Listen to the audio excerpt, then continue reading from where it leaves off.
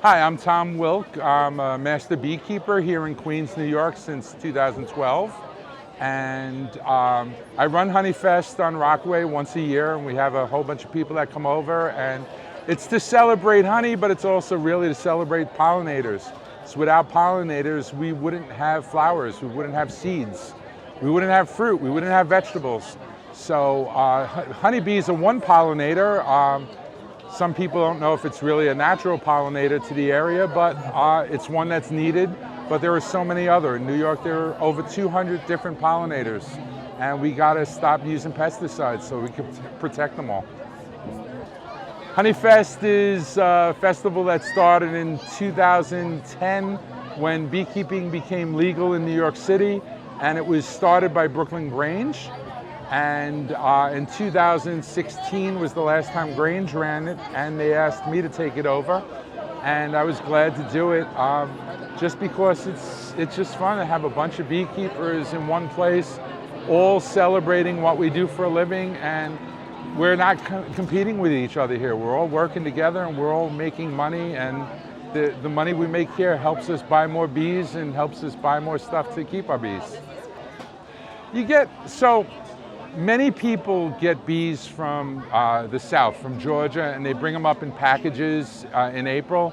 I personally don't do that anymore. I now breed my own upstate.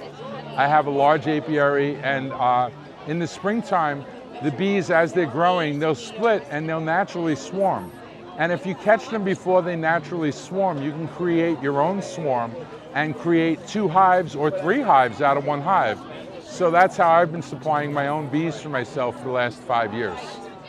Other people that I know raise queens, and that's an art that I tried and I can't do it. They actually take the little larva, less than a day old larva, and they transfer it from the cell into a little cup. And then the bees will grow and turn them into queens by feeding them royal jelly. And it's an art.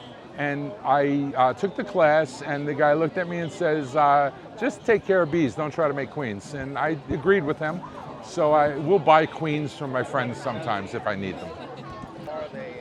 Oh, wow. It's getting close to $200 now, and you get 1 queen and 3 pounds of bees, which, depending on who's selling them to you, it's either 10,000 or 12,000 bees. Who the heck knows? They're sold by weight. And again, the queens are fast bred down south.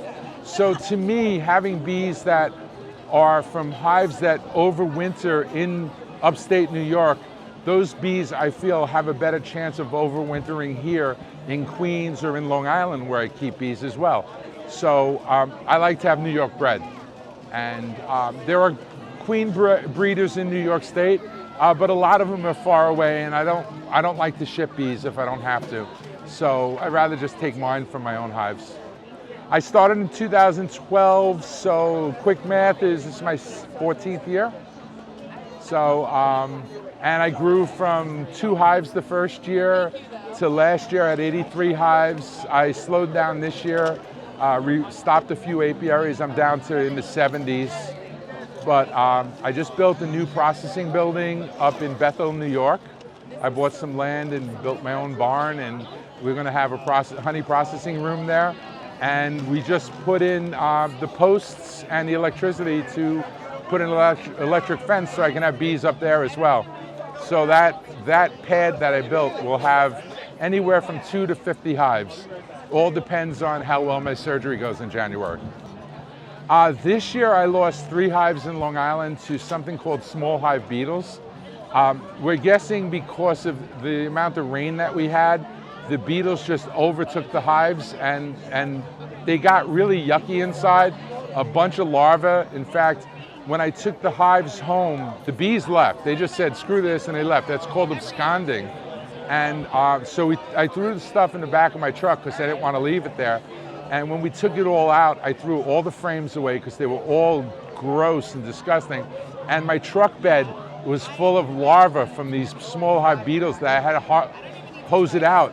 And I was really wishing I had birds in the neighborhood at the time because they would have had a feast. And then, the winters are tough, but really, it's not, if you know what you're doing and you know how to prepare, the winter is a break for you. The bees just, they chill out. During the winter, I just go to make sure they're not covered with snow and that nothing's messed with them. So there are some hives I never visit in the winter because I know they're taken care of.